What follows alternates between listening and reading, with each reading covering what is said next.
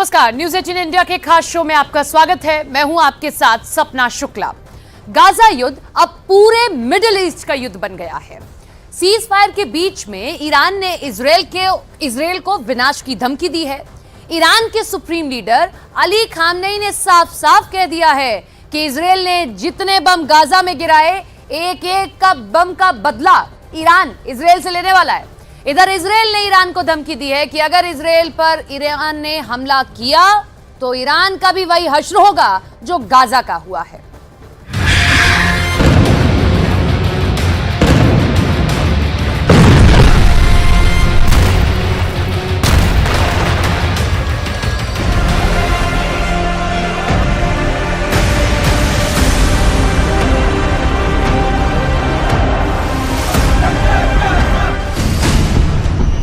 Iran का ऐलान, Israel का विनाश शुरू।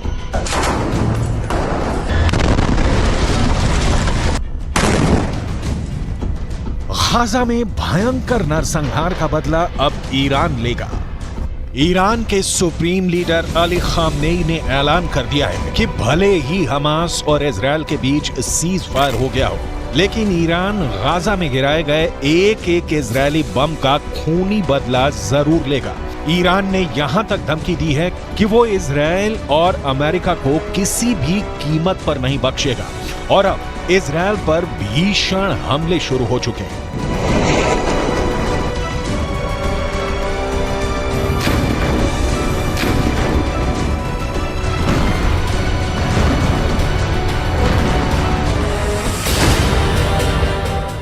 गाजा में एक एक बम का बदला लेगा ईरान। हम आपको आगे बताएंगे कि ईरान इजरायल पर किस तरह से घातक हमले शुरू कर रहा है और अभी ईरान हिजबुल्लाह हूथी के लड़ाकों के साथ मिलकर इजरायल पर किस तरह से हमले तेज कर रहा है। लेकिन उससे पहले ये जान लीजिए कि इजरायली सेना ने सीज फायर के दौरान पिछले 48 घंटे में गाजा और वेस्ट बैंक में कितनी भीषण तबाही मचाई है और हमास को कितना बड़ा नुकसान हुआ है।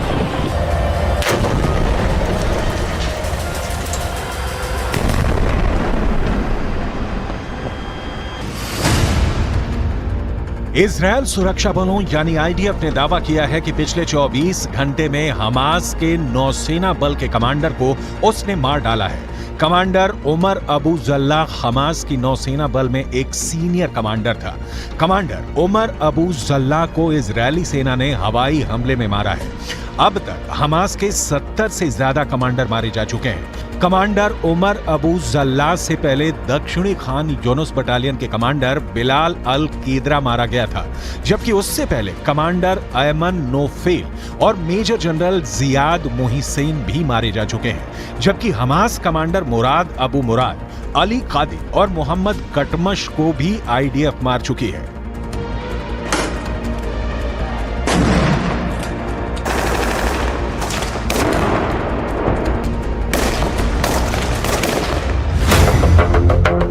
इजरायल को नहीं बचा पाएगा सीज फायर। अब सवाल उठता है कि आखिर इजरायल के सामने ऐसी क्या मजबूरी हुई कि उसे हमास के साथ 4 दिन का सीज फायर करना पड़ा।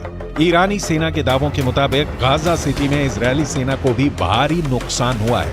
ईरान का यहां तक दावा है कि भले इजरायल अपने 70 सैनिकों के मरने का दावा करे, लेकिन हकीकत में इजरायल के 10 से 20 गुना सैनिक गाजा सिटी में सीधी जंग में मारे जा चुके हैं। इसीलिए ईरान के सुप्रीम लीडर अली खामनेई 4 दिन के सीज फायर शुरू होने के साथ ही ऐलान कर दिया था कि गाजा में गिराए गए एक एक इजरायली बम का बदला लिया जाएगा।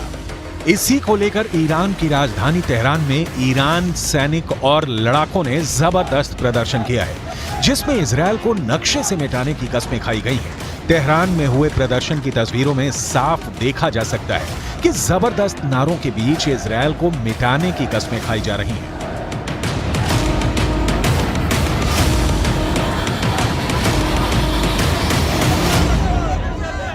در نجات مردم فلسطین اقدام تعیین کننده ای را انجام دهد بر ناامیدی ملت‌ها از دولت‌ها و بی‌تابی آنها در دفاع از فلسطین افزوده می‌شود. ईरान का ऐलान, इजरायल का विनाश शुरू। पश्चिमी मीडिया के मुताबिक नेतन्याहू के लाख चेतावनी देने के बावजूद ईरान बंकरों में छिपे अपने घातक हथियारों से इजरायल पर बड़े हमले की तैयारी कर चुका है। एक अनुमान के मुताबिक इजरायल पर हमला करने के लिए ईरान ने शाहिद सीरीज के आत्मघाती ड्रोन तैयार कर चुका है। इसके अलावा मुहाजिर 10 अराश 2 ड्रोन भी ईरान के बेहद घातक हथियार हैं जो इजरायली शहरों को तबाह कर सकते हैं। همه مردم آماده هستند برای مقابله با اسرائیل، برای اینکه فاتحه اسرائیل رو یک بار برای همیشه بخوانند. امیدواریم براشون عبرتی باشه، دست از شرارت ها برداره.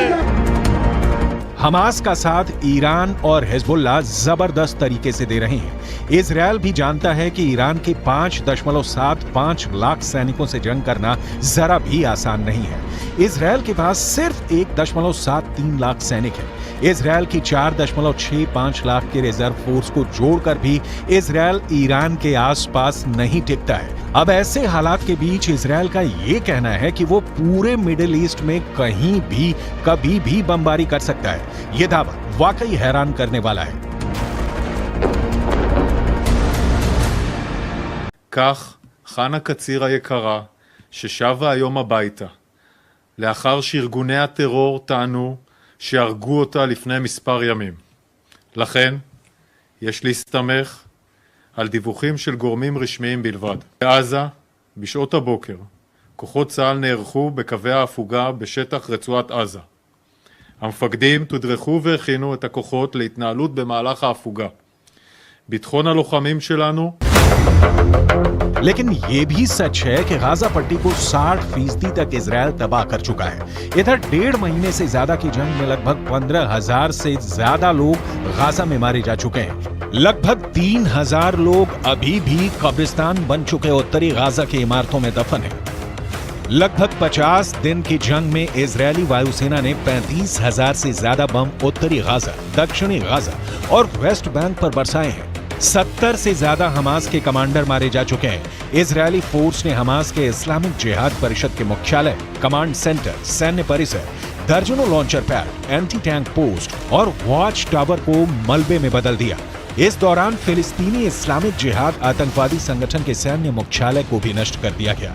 इसके अलावा आईडीएफ ने हमास के कई बुनियादी ढांचे को भी बर्बाद कर दिया। इधर हमास के टॉप कमांडर इस्माइल हानिया ईरान के साथ मिलकर इजरायल से लंबे युद्ध की जबरदस्त तैयारी कर रहे हैं। जरा इन तस्वीरों को देखिए। हमास के नेता और टॉप कमांडर इस्माइल हानिया ईरान के विदेश मंत्री हुसैन अमीर अब्दुल्लाहियान के बीच एक जबरदस्त मीटिंग हो चुकी है। दावा किया जा रहा है कि कतर की राजधानी दोहा में हुई इस मीटिंग में ईरान ने हमास की लीडरशिप को साफ कर दिया है कि ईरान इजरायल के खिलाफ जंग में उतर चुका है। अब ईरान की बेतहाशा सैन्य ताकत हमास की ताकत बन गई है। यानी गाजा में इजरायल को सिर्फ हमास से नहीं बल्कि ईरान की सेना, लेबनान के हिजबुल्लाह लड़ाकों और हमास के सुरंग जिहादियों से जंग करनी पड़ेगी। אני כבר רואה את האזרחים של עזה הולכים עם דגלים לבנים לאורך החוף ונעים דרומה. וחיזבאללה גורר את לבנון למלחמה שעלולה לקרות. והוא עושה טעויות. אם הוא יעשה טעויות מהסוג הזה כאן, गाजा में एक एक बम का बदला लेगा ईरान। लेकिन वहीं दूसरी तरफ इजरायली सेना के हौसले 7वें आसमान पर पहुंच गए हैं। जरा देखिए कैसे। इजरायल की एयरफोर्स के चीफ मेजर जनरल टोमेर बार ने एक टीवी चैनल पर ऐलान किया कि जरूरत पड़ने पर पूरे मिडिल ईस्ट में कहीं भी बम गिराए जा सकते हैं। इजरायली वायुसेना प्रमुख की ओर से आए इस बयान को खास तौर से ईरान और हिजबुल्लाह के लिए चेतावनी की तरह देखा जा रहा है। इजरायल की वायुसेना चीफ ने कहा है कि हम हमास पर चौतरफा हमले कर रहे हैं, उसको जमीन पर और जमीन के नीचे मार रहे हैं। हमारे जवानों ने हजारों आतंकवादियों और उनके ठिकानों पर हमला किया है। हमने हमास को खत्म करने की कसम खाई है और हम उनको चुन चुन कर खत्म करेंगे। हमास के किसी भी ठिकाने और मददगार को नहीं छोड़ा जाएगा। इजरायल की वायुसेना पूरे मध्य पूर्व में जहां भी जरूरत होगी वहां कार्रवाई के लिए पूरी तरह से तैयार है।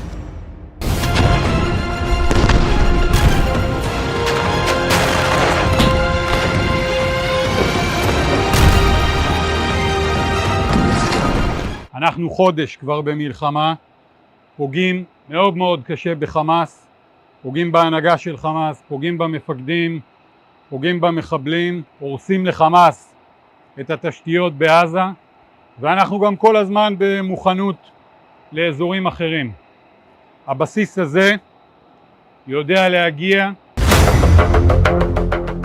हमास की मौजूदा सैन्य क्षमता को देखें तो उसके पास ज्यादातर ईरान के दिए हथियार हैं। इजराइल पर मौजूदा हमले में फज्र 3 और फज्र 5 रॉकेट का इस्तेमाल किया जा रहा है।